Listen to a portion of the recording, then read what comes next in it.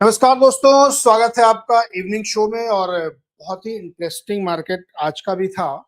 और सबसे दिलचस्प बात ये थी कि किसी भी हालत में मार्केट जो है अपने लेवल्स को होल्ड करने में कामयाब रहा। That's very interesting part. तो जो जो हम लोग लगातार सोच रहे थे कि 24,000 के ऊपर ये मार्केट टिकेगा, तो आज उसने बाकायदा 24,000 के ऊपर जाकर के मार्केट को संभालने में या अपने लेवल्स को संभालने में कामयाब रहा। चलिए देखते हैं बिग पिक्चर क्या है और उसके बाद फिर इस पर डिटेल में चर्चा करते हैं।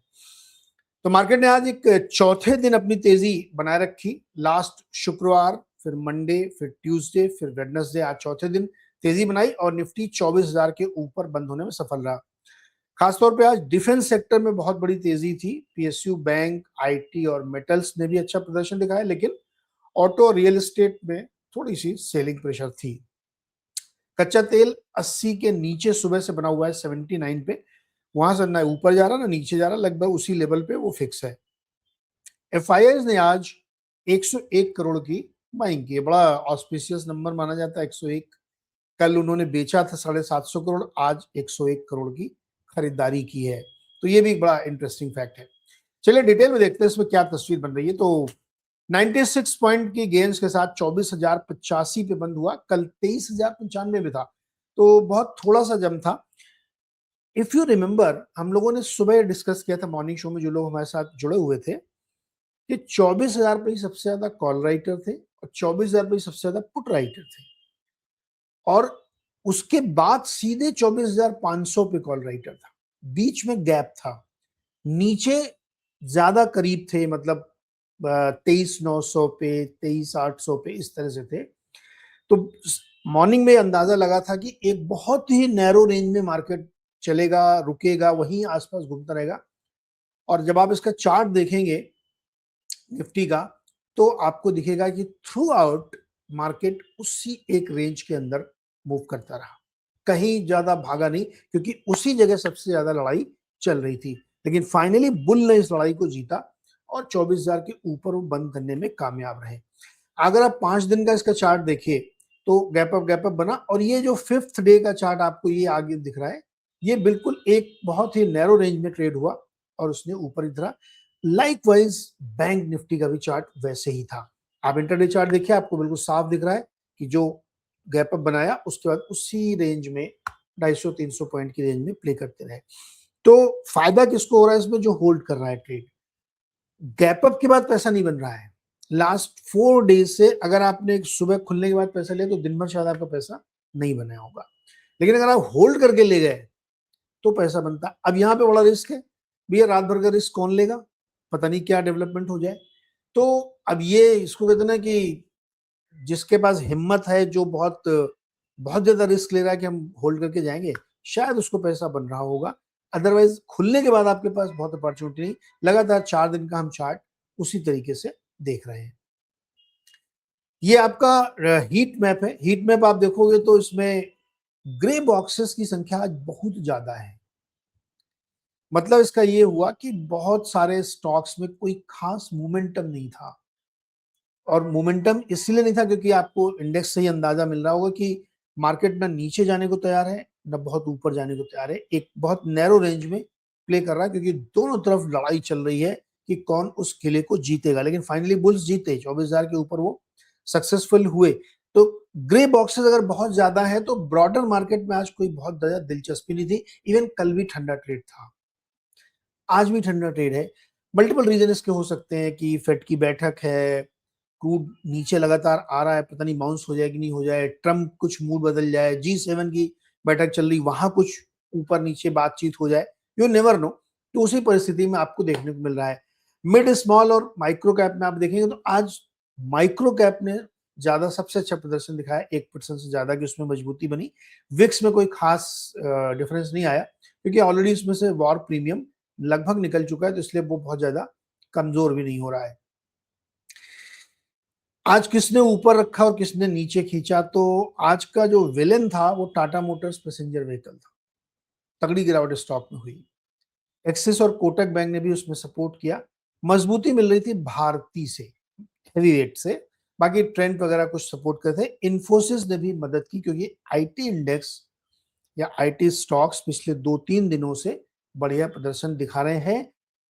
अब क्या अगेन आईटी रैली फेल होगी पता नहीं, भविष्य में देखा जाएगा, लेकिन यहाँ पे दिख रहा है कि इंडेक्स लेवल पे कोई बड़ा न तो ड्रैगर था और न पुलर था।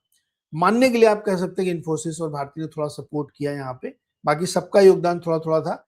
ड्रैगर्स में चूंकि टाटा मोटर पैसेंजर व्हीकल कोई बहुत बड़ा वेटेज नहीं है उसका, लेकिन फिर भी वो स्टॉक गिरा तो इंडेक्स में दिख रहा है, और एक्सिस और कोटक ने भी थोड़ा थोड़ा नीचे लाने में योगदान किया। टाटा मोटर का चार्ट देखिए आप, 8% गिरा स्टॉक, जबकि रेट सेंसिटिव स्टॉक्स पिछले कुछ दिनों से बेहतर प्रदर्शन दिखा रहे थे, लेकिन गिरा। अब इसका एक बड़ा कारण क्या था, शायद आप लोगों ने दिन के दौरान सुना भी होगा कि जो मैनेजमेंट ने मीटिंग की है उसमें उन्होंने बताया कि मार्जिन सीवियरली इंपैक्ट होंगे जेएलआर के। अब ऑफ कोर्स कि ऑटो इंडस्ट्री में अगर आपको मालूम हो सबसे ज्यादा उसमें एल्यूमिनियम का इंपैक्ट पड़ता है, एल्यूमिनियम बहुत यूज होता है, उसकी प्राइसिंग का बहुत इंपैक्ट पड़ता है, और एल्यूमिनियम की कीमतें बहुत बढ़ी हैं, स्टील की कीमतें बढ़ी हैं, कॉपर की कीमतें बढ़ी है, तो मार्जिन पे इंपैक्ट आएगा, और जेएलआर उनका बिगेस्ट कंट्रीब्यूटर भी है। तो उस कमेंट्री के बाद स्टॉक एक समय तो ऐसा लग रहा था कि 10% का लोअर सर्किट लग जाएगा, 9.5% तक तो गया ही था ये, लेकिन फाइनली क्लोजिंग बेसिस पे इसने 8.3 दिया। लेकिन मैंने ये चार्ट आपको एक हफ्ते का दिखा रहा हूं मैं, 5 डेज का, 5 ट्रेडिंग डेज। आप देखिए 11 तारीख से मैंने आपको दिखाया। आप देखिए 15 तारीख को इस मार्केट में इस स्टॉक में गिरावट शुरू हुई थी। 15th आप बिल्कुल देखिए जहां पे ग्रीन टॉप बना हुआ है वो 15 जून था। 15 जून से स्टॉक में लगातार प्रेशर था। क्या किसी को मालूम था कि इतनी खराब कमेंट्री आएगी? कोई तो जानता रहा होगा। मैं किसी पे आरोप नहीं लगा रहा हूं, न मैं ये कह रहा हूं कि इसमें इनसाइडर हुआ है, लेकिन आज अचानक 8% गिरना और उससे पहले लगातार गिरना, इसके आगे आप खुद समझदार हैं। आप खुद देख लीजिए, चार्ट आपके सामने खुला हुआ है। 15 तारीख को देखिए टाटा मोटर्स का लेवल क्या था, और 15 को गिरा, 16 को गिरा, 17 को गिरा, और आज 18 को तो धराशायी हो गया। ठीक है, और दिखाते हैं आपको मजेदार चार्ट, और आज आपको दिखाते हैं। ट्रेंड में आज बढ़िया रैली बनी क्योंकि एक रिपोर्ट आई ब्रोकरेज हाउस की, और उस रिपोर्ट में लिखा गया कि बहुत अच्छी अपॉर्चुनिटी है इसमें, और स्टॉक 7% ऊपर था आज। इस स्टॉक में भी आप देखिए 15 तारीख को इस स्टॉक में बाइंग शुरू हो गई थी। 15 को चला, 16 को चला, 17 को चला, और 18 को चला। क्या किसी को मालूम था कि बहुत अच्छी रिपोर्ट लिखी जा रही है? दोनों टाटा ग्रुप की कंपनी है, टाटा मोटर्स और ट्रेंट। मैं कोई इल्जाम नहीं लगा रहा हूं, कोई आरोप नहीं लगा रहा हूं, मैं तो कल सिर्फ आपको मजेदार चार्ट दिखा रहा हूं। आप खुद समझिए और देखिए कि मार्केट में क्या हो रहा है। चलिए आगे बढ़ते हैं। इन्फोसिस, इन्फोसिस में आईटी पूरा सेक्टर अगर आप देखेंगे तो बहुत तगड़ी पिटाई जब हो चुकी थी लास्ट वीक तक उनकी, उसके बाद से इसमें थोड़ा थोड़ा मूवमेंट होता हुआ, तो टीसीएस भी चला है, टीसीएस भी चला, इन्फोसिस भी चला, और खासतौर पे जब से वो एचसीएल टेक कल की वो खबर आई थी सर्वम वर्मम वाली, उसके बाद से लगातार इस पूरे सेक्टर में मजबूती है। तो इस पे सारे स्टॉक आप देखेंगे तो आईटी वाले बेहतर यहाँ पे करते हुए दिख रहे हैं। एक स्टॉक और है इसमें, बेल, भारत इलेक्ट्रॉनिक्स। देखिए भारत इलेक्ट्रॉनिक्स में राजनाथ जी ने ट्वीट किया, कई सारे ऑर्डर्स और डिफेंस परचेज कमेटी, क्या बोलते हो, एक्विजिशन कमेटी समथिंग, उस कमेटी की तरफ से आया कि बहुत सारे ऑर्डर्स मिल रहे हैं, तो स्टॉक आज 3% ऊपर गया। ये स्टॉक भी कल से चला, लेकिन इस पे उस तरह का पैटर्न नहीं दिख रहा है कि आप कोई कमेंट कर सकें। लेकिन बेल आज इसलिए चला क्योंकि डिफेंस आज फ्लेवर में थे, पूरा डिफेंस सेक्टर ही आज आउट परफॉर्म कर रहा था, तो सेक्टोरल तेजी इसमें थी।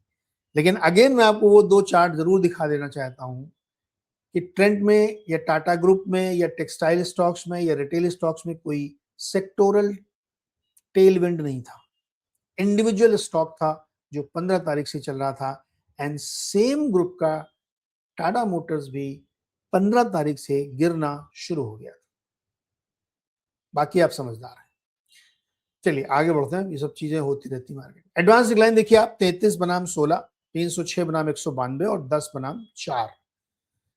ठीक कह सकते हैं इसको, बुरा नहीं था, अच्छा है। हालांकि बहुत ग्रे बॉक्सेस हमने बहुत सारे देखे उसमें, तो ये नहीं कह सकते कि बहुत तूफानी बाइंग लोगों ने की है, लेकिन मार्केट ठीक था और धीरे धीरे मार्केट ऊपर जा रहा है। The best part is this, इस एडवांस डिक्लाइन को या हीट मैप को देख के ये लगता है कि मार्केट जिस रफ्तार से ऊपर जा रहा है ना, एक्चुअली उसको इसी रफ्तार से ऊपर जाना चाहिए। बहुत तेजी से जब मार्केट ऊपर जाएगा ना तो दिक्कत होगी। तो I think it's a good sign, इसको अच्छा मान के चलना चाहिए। लूजर गेनर सेक्टोरली अगर आप देखेंगे तो auto index, real estate, FMCG, Finserv गिरे, पीएसयू बैंक, मेटल, आईटी और एनर्जी मजबूती थी। एक थीम और प्ले आउट हो रही थी, देखिए एक्चुअली वो खबर तो कल की थी, कल दिन में आ गई थी, लेकिन आज उसकी चर्चा बहुत हो रही थी, तो उसको आप कंट्रीब्यूट एट्रीब्यूट कर सकते हैं कि मॉनसून की जो लेटेस्ट रिपोर्ट आई है उसमें 32% डेफिसिट हो गया है कंट्री वाइड। पूरे देश का जो एवरेज मॉनसून है वो 32% डेफिसिट में है। अलग अलग इलाकों में आप देखेंगे तो 50-52% तक का डेफिसिट चल रहा है। खासतौर पर सेंट्रल इंडिया में बहुत ज्यादा डेफिसिट बारिश का देखने को मिल रहा है, और जो पूरा साउथ है हमारा, वेस्ट है, जहां पे अब तक बारिश हो जानी चाहिए थे, वो ऑलरेडी हफ्ते 10 दिन डिले हो चुकी है। नेक्स्ट 15 डेज अगर बारिश और नहीं होती है ना, तो फिर हमें एफएमसीजी या ऑटो स्टॉक्स पे थोड़ा नजर रखनी पड़ेगी, क्योंकि मानसून इस बार वाकई बहुत खराब है और बहुत सारे इलाकों में मानसून का डेफिसिट बन गया है। तो थोड़ा सा एट्रीब्यूट कर सकते हैं इसको कि ये एक बड़ी चिंता आगे चलते हुए बन सकती है। अब आते हैं 17 जून को आज इन्वेस्टर्स ने क्या किया। तो दो बड़े इन्वेस्टर हैं, एफआईआईज एंड डीआईआईज। एफआईआईज ने आज 101 करोड़ की नेट बाइंग की, यानी बाई और सेल का जो अंतर है वो 101 करोड़ पॉजिटिव है। डीआईआईज ने कल 6 लाख की बाइंग की थी, आज 1561 करोड़ की बाइंग की है। तो आज डीआई की फिगर काफी सिग्निफिकेंट अच्छा था कल के मुकाबले, और आज कल एफआईआई ने 1500 करोड़ बेचा था, आज इन्होंने 101 करोड़ की खरीदारी की है। तो ये यहाँ पे नेट बना। अब हम देखते हैं अदर एसेट क्लासेस में क्या चल रहा है। कच्चा तेल बिल्कुल उसी 79.50 79.60 के आसपास बना हुआ है, उसमें कोई फर्क नहीं है। बॉन्ड यील्ड और करेंसी में भी कोई बहुत बड़ा मूव नहीं आया है। इवन गोल्ड सिल्वर भी स्टैटिक है, 10-20 डॉलर की रेंज में, तो वहां कोई बहुत बड़ा अंतर देखने को हमें नहीं मिला। तो एसेट क्लासेस में नॉर्मलसी यहाँ पे बनी हुई है। नाउ द बिगेस्ट क्वेश्चन कि यहाँ से आगे क्या। तो देखिए दोस्तों, कल आज रात में फेड की बैठक का फैसला आएगा। क्या फैसला आता है, मोटा मोटी अंदाजा है कि कोई चेंज नहीं होगा, लेकिन कमेंट्री बहुत इंपॉर्टेंट होगी। और नए जो चेयरमैन है फेड के, केविन वॉश, उनकी पहली मीटिंग है, तो उनकी कमेंट्री, बॉडी लैंग्वेज का इंपैक्ट होगा, नंबर 1 उसकी डिस्काउंटिंग होगी। दूसरा, वो क्या बोलते हैं बातचीत में, वो किस तरह का अपना रुख रखते हैं, नरम मिजाज रखते हैं, गर्म मिजाज रखते हैं, उन सबको मार्केट डिस्काउंट करेगा। तो एक इम्पैक्ट कल उसका हम लोग देखेंगे। दूसरा, रात भर के दौरान G7 की मीटिंग चल रही, कोई बड़ा स्टेटमेंट कुछ आ जाए वहां से। देखिए अभी थोड़ी देर पहले ट्रंप ने एक डायलॉग दे ही दिया, रहा नहीं जा रहा ना उनसे, इतने दिन से चुप है यार, तो कुछ तो बोलना ही था। तो उन्होंने बोल दिया अगर अगर मुझे पसंद नहीं आया ड्राफ्ट डील वाला तो मैं फिर से बम बरसाऊंगा, लेकिन उसका कोई असर नहीं हो रहा है। लेकिन वो इतने दिन तक खामोश नहीं बैठ सकते, तो उन्होंने एक डायलॉग मारा। तो कई सारी चीजें हम लोग इसमें कल सुबह डिस्काउंटिंग में लेंगे, अगले 12 घंटे में देखते हैं मार्केट क्या है। लेकिन इंपॉर्टेंट यह है कि 24,000 के ऊपर मार्केट खड़ा हो गया है। तो अब कॉल डेटा भी थोड़ी देर में हम लोग देखें, तो कल सुबह उसका चर्चा करेंगे। मेरे हिसाब से 24,500 तक का रास्ता बिल्कुल साफ है। अगर बुल्स ढीले नहीं पड़े या कोई बुरी खबर नहीं आई, तो 24,500 को मुझे लगता है कि बहुत अगले 2 दिनों में ही आने की संभावना है, ऐसा मुझे लगता है। बाकी मार्केट इज गॉड, तो हम लोग देखें क्या होता है। तो कुल मिला के तस्वीर अच्छी है। निफ्टी ने 24,000 के ऊपर का स्तर पार किया है, ये बहुत पॉजिटिव संकेत है, और कल के लिए भी रास्ता साफ है। तो कल सुबह मिलते हैं दोस्तों 6:55 पर। जरूर जुड़िएगा और इस चैनल को सब्सक्राइब करिए, दोस्तों के साथ शेयर करिए, और कमेंट करके हमें बताइए कि आपको ये रिपोर्ट कैसी लगी। Thank you so much.